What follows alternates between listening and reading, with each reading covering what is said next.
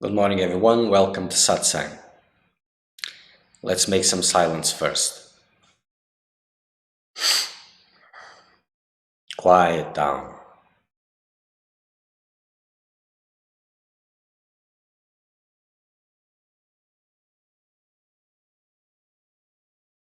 Thoughts are unimportant. All of them.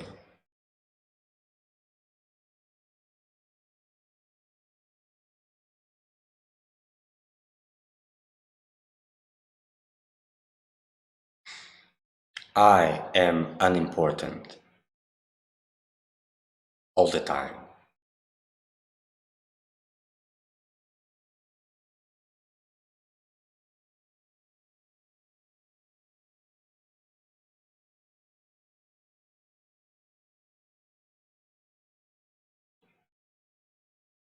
There's no reason, absolutely no reason, why attention has to move from its resting place, from the source.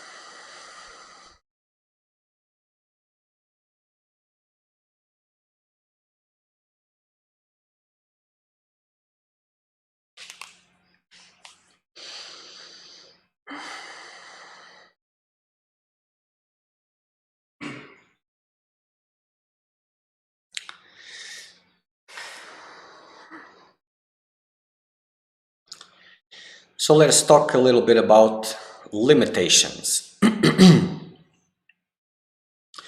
What you imagine to be your limits, what's possible and what's not possible.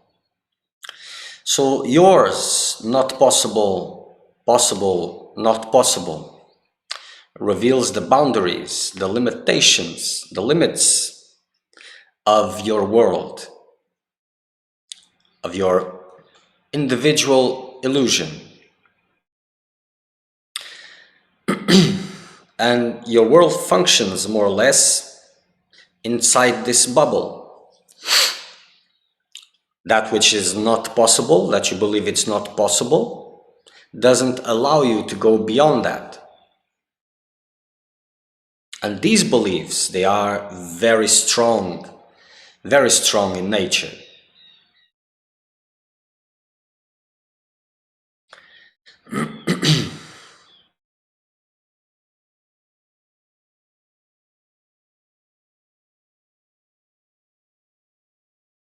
This is very important. There are several mechanisms, natural mechanisms, that are there to protect you. Immediate reactions, certain things that you will not do. There's a line, several lines you do not dare to cross. And this is to keep you safe, of course. But it's also to keep you blind. So these different mechanisms. In yoga it is explained the experience of that which appears to be happening. It is explained as consciousness descending through these individual mechanisms and materializing everything which is conceived through vision, for example. It is the densification of energy and meditation, or everything which is about transcendence. It is about making the energy go through the opposite way. Instead of descending and expanding, it's contracting and return this upward movement.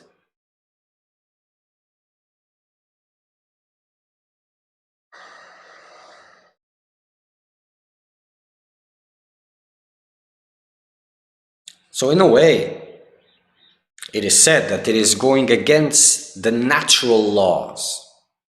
So in other words, these beliefs that are here, these lines that you dare not to cross, going against this, it is going against that which appears to be natural. And basic instincts need to be countered for you to move beyond their grip. Or else your movement, your spiritual work happens only inside that bubble. Whenever it is directing you to go beyond the bubble, you'll not be able to.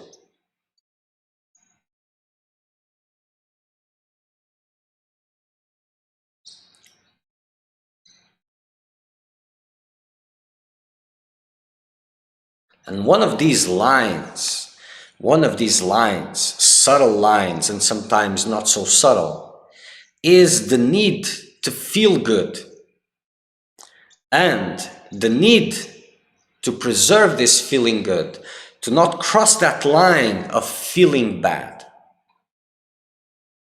Willing flee. This is a very big need. When things are normal, okay? When things are very good, you want it to last as long as possible. If things are bad, you want it to finish as soon as possible. And this is one big entrapment. This quest for these optimal circumstances, optimal in your point of view, of course, and this avoiding at all costs these bad circumstances, bad in your own point of view.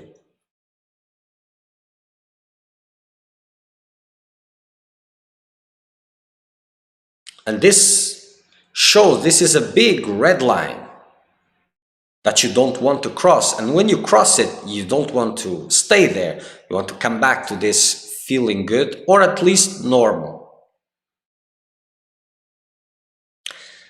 So this is one of the big characteristics of a seeker of well-being. And the big distinction, one of the biggest distinctions with a seeker of truth. A seeker of truth knows that inside his bubble, that's not where things happen. He needs to go beyond his personal delusion.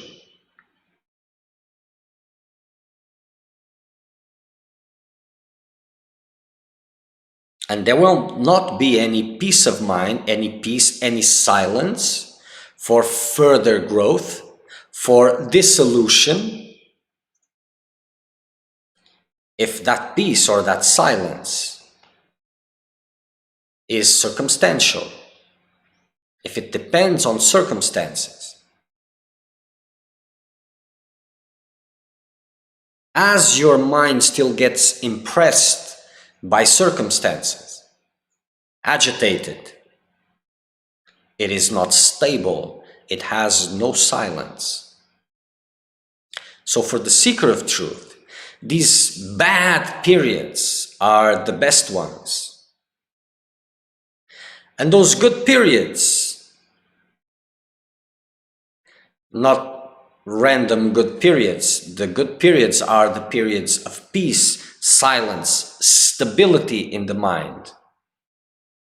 That will be the fruit after you've gone through those bad periods, through those storms, and have made the best use of them. And what is the best use out of a storm? Is to keep the boat, the mind, in a straight line without agitation in the middle of that storm.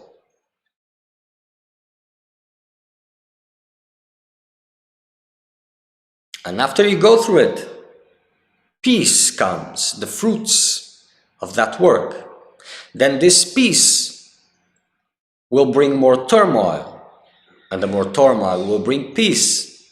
And the more you use these turmoiled moments, so to speak, more peace will come. And the point is stability, equanimity. That is a mind that is not impressed, that doesn't trembles, gets agitated in the presence of different circumstances.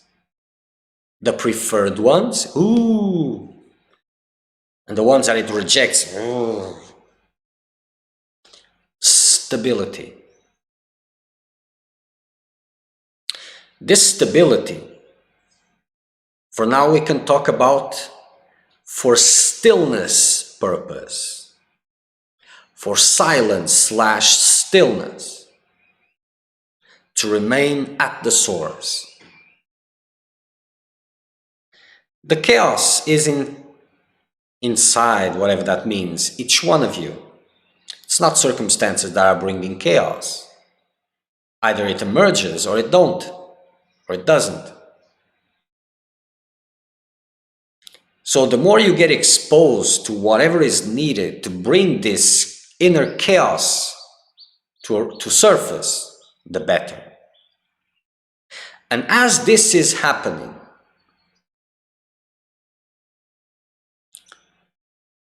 you're usually, this is not just, it has a point. You're usually pushed into directions, to actions, to stop this completely and return to homeostasis. That known stability, that has nothing to do with stability because it's just circumstantial. It's not because it is stable, it's because storm is not there.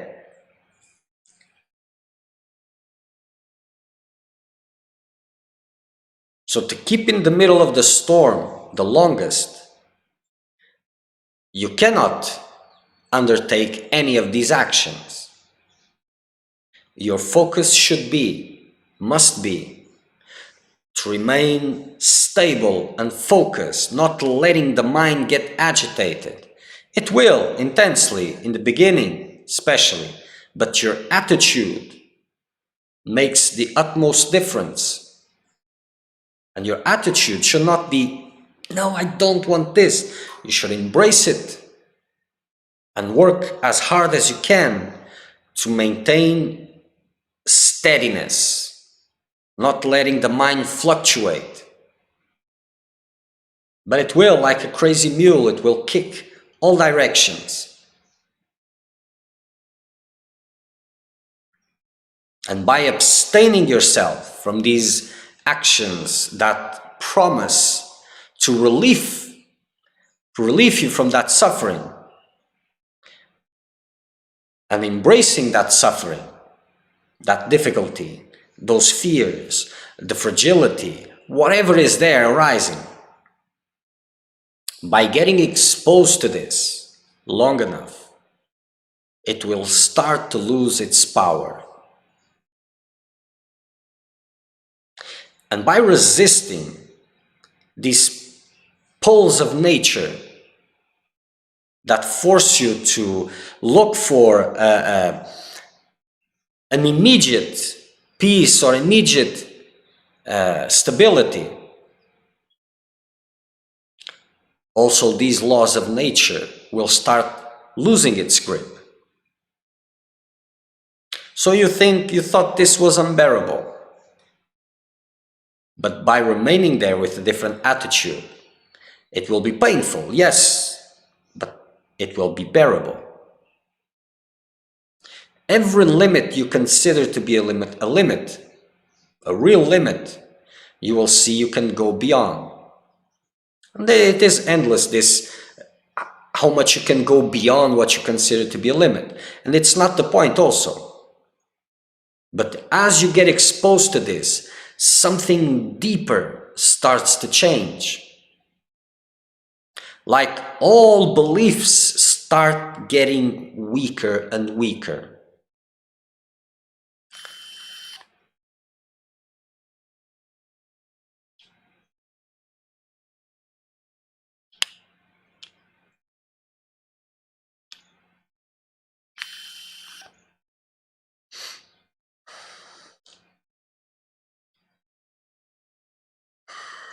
The effect, it's like a domino effect.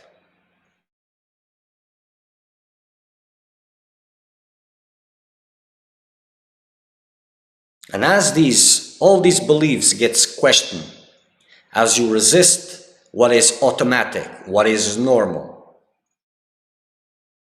it will be very uncomfortable, yes, very painful.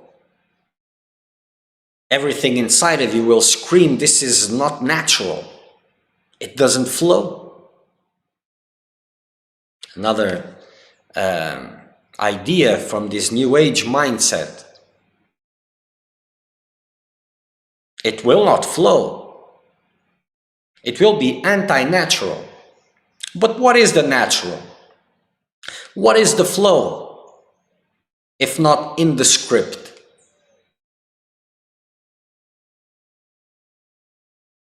Then the effect will be profound on the core of individuality, on the core of the beliefs that sustain everything, and it starts to crumble.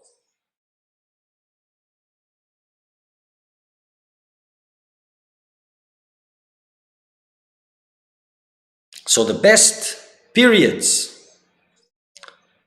of the spiritual work, it is when crisis arises. Everything else is just waiting for it. creating the circumstances for the chaos to arise.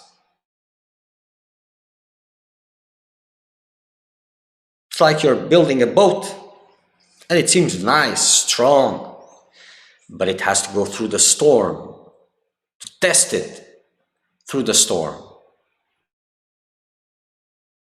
And the storm always comes.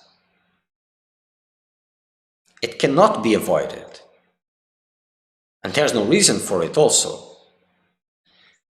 Because the storm allows you to go beyond your limitations. And when you have lived enough of this going beyond your limitations, you will look at other limitations in a different way. They will not have the power that they had previously. Because, well, if one is not true and the other one is not true, and that which appeared to be true also not true, and the other one, and the other one, the other one, so what about these ones also? But it's beyond this mental analysis, much beyond.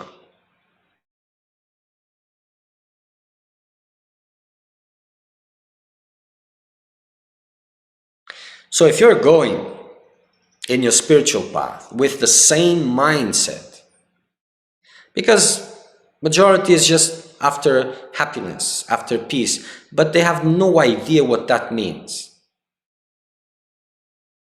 So they want to be peaceful, to force peacefulness and do all these things to appear peaceful, nice, loving, all of this. They are rejecting the fact that the chaos is inside. Inside is just a word. Is in this individual bubble, not in the others, not in circumstances. And this needs to come out. In the old days, when people started intense meditation with freedom purposes, they would go to a secluded place alone so that these things could arise and without any confusions with others.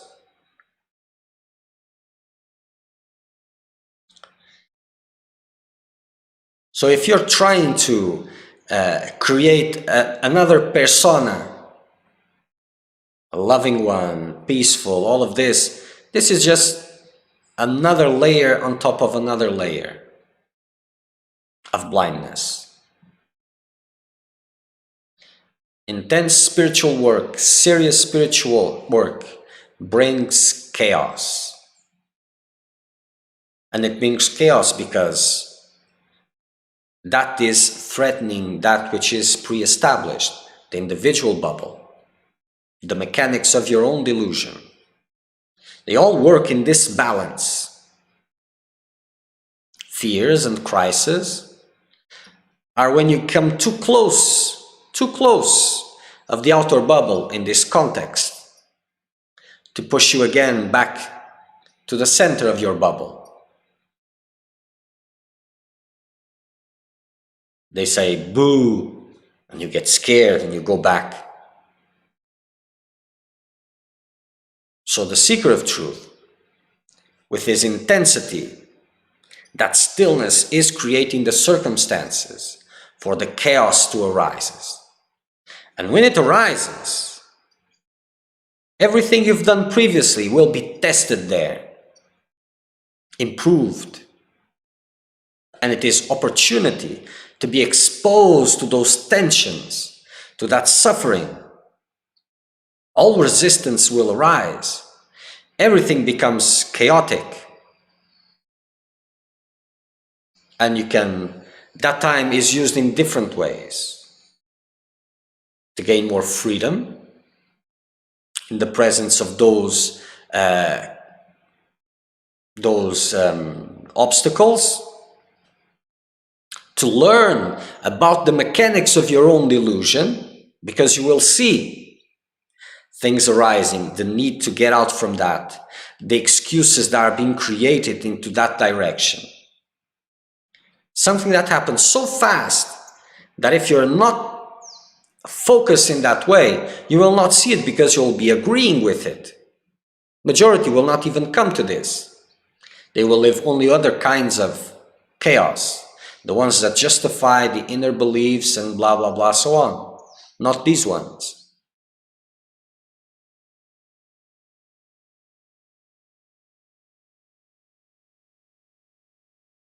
Sometimes, the majority of times, you cannot find any stillness in the middle of that chaos.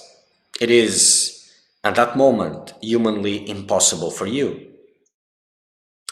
But, even in the middle of all that chaos, without any stability, you are observing. If you're not running away, you are observing.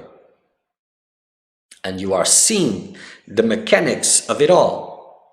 Thought patterns that come, the actions that they intend, how everything works to go back to the same old, how you are being pushed, screamed at.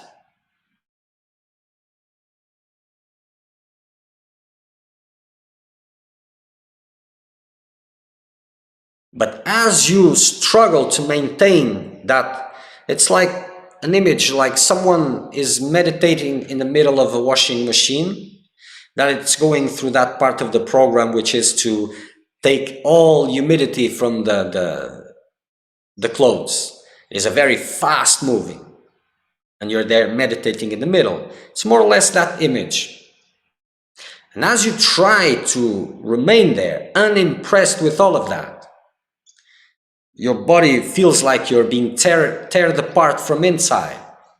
And you are struggling there to maintain there, not to run away, not to do anything to get out from it, just taking it. You will start to eventually, not in the first cycle, second cycle, the longer ones, some time it's needed, but you will start to find a place of stillness in the middle of all of that, and that will grow. It will grow exponentially. And so will the distance from this identity notion, this I notion, and the body-mind complex. The distance will also increase. It will increase to a point that it becomes more continuously observed. This identification increases. These limitations, these beliefs that limited, that you didn't dare to cross, will become more, you will look at them with less credibility. Not by reason, something deeper than that. Like when someone says something so ridiculous that you don't need to bother even to reflect on it because it's so ridiculous, and it gets dismissed. So all these things will start being dismissed also.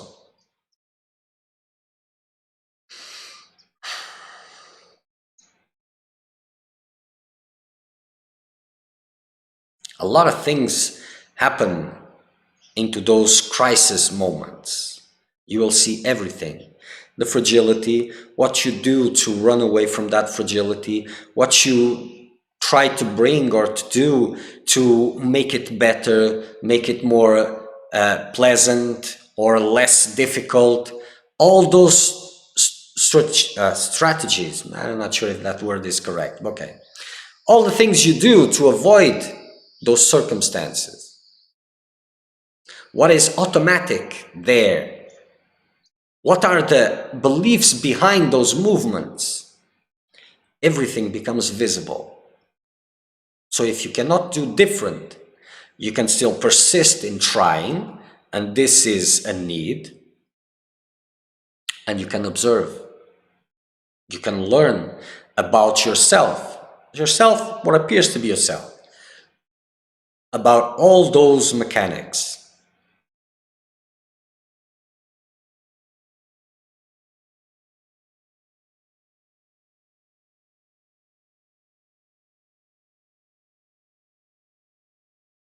Eventually, you will start to notice that small crisis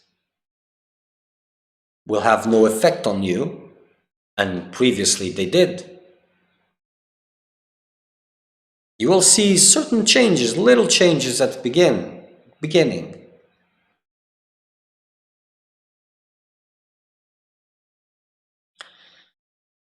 And the best moments also play a very important part in this equation, because you cannot get stability in what you call the bad moments, in crisis moments, if you don't have stability in what you call those better moments, those spectacular moments.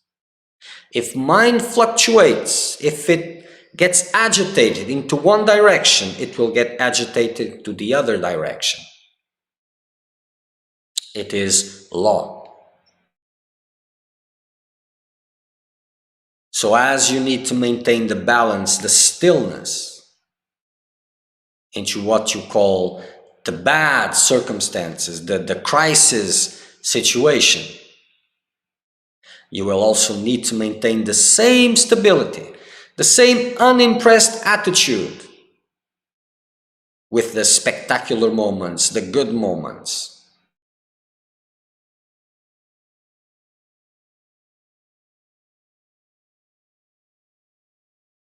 Look, this is so nice, so nice, so nice. Wow, no, silence. Mind is not allowed to be agitated. Because when you're getting too, mind is very, very agitated. You cannot let your mind become impressed.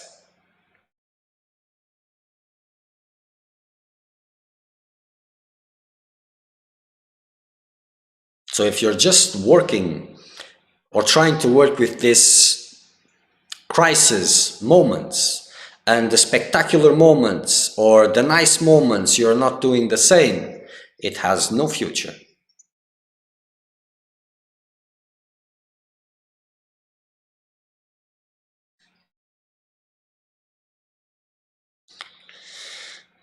The mind will continue to be fragile.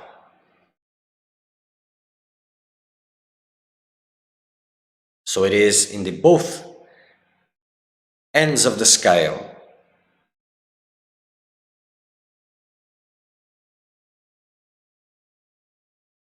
Focus is something which is 24/7. If you continue to allow those periods of relaxed mind, that it is just relaxing and doing what it wants, also no stability, no strength.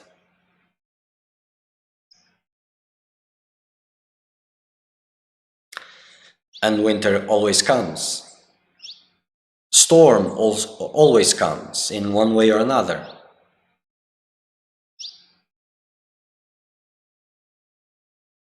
So it can be a part of the cycle of life, of continuous entrapment, or it can be a cycle which is used for freedom from those cycles. But make no mistake, it is through the crisis that freedom is worked. Because it is in that moment that you are tossed around, that you lose control, that you're just pushed with no means to resist.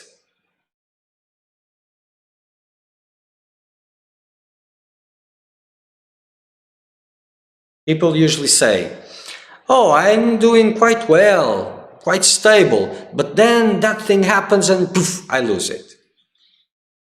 And this is just very, very, very, very, very superficial practice.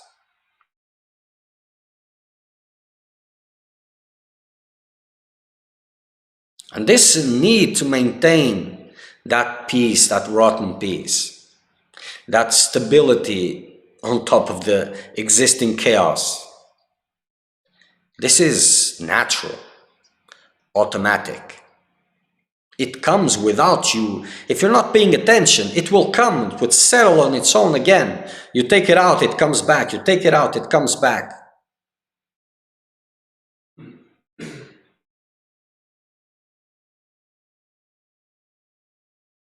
It takes time and focus, a lot of focus, to change that mindset. But it is imperative you do so. If you're really in the quest for freedom.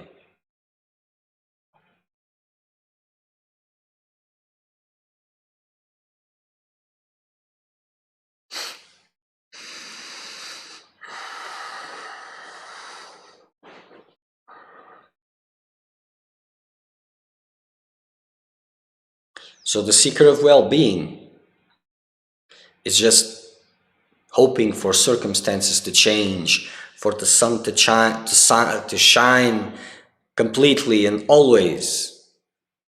The seeker of truth is waiting. It's creating stillness and waiting for chaos.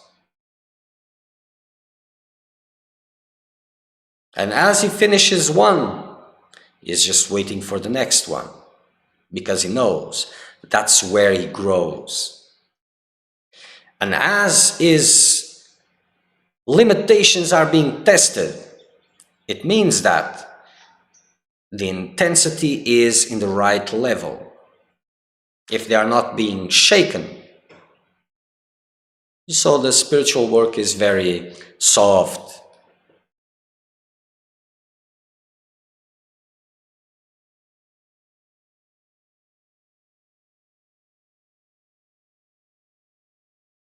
But the natural way is to run away from chaos. That comes at an instinct level.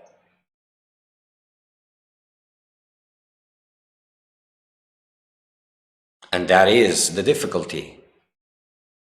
Because it will feel anti-natural.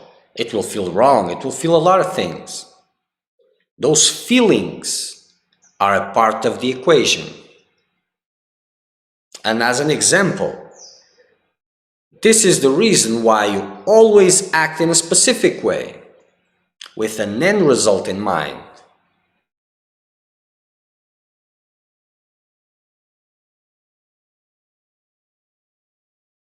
Because that direction, it is your instinct, everything is telling you that it is destruction, it is doom, it is not right, it is...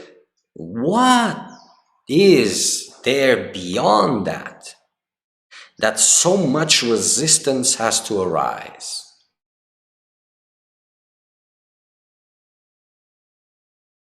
Freedom from those structures is what lies ahead.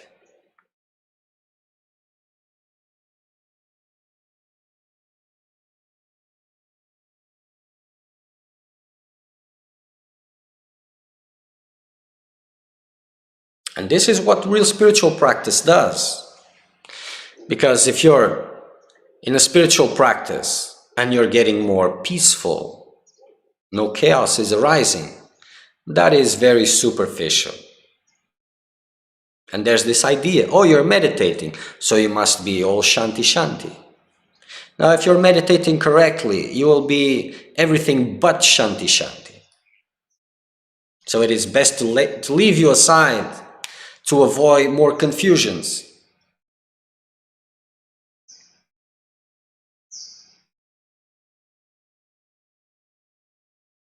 The meditator is diving into his inner realms,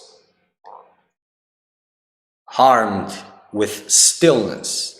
And that silence, the vibration of silence, purges chaos to the surface of consciousness, of awareness.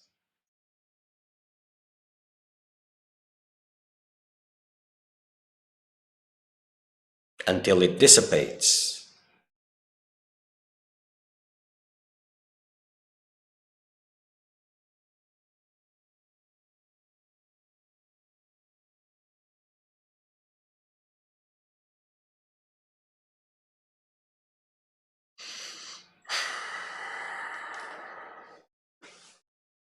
Okay.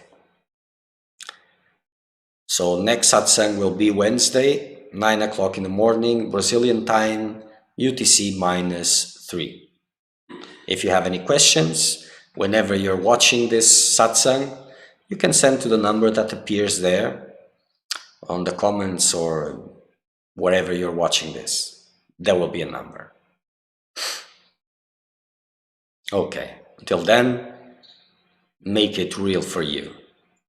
Watch.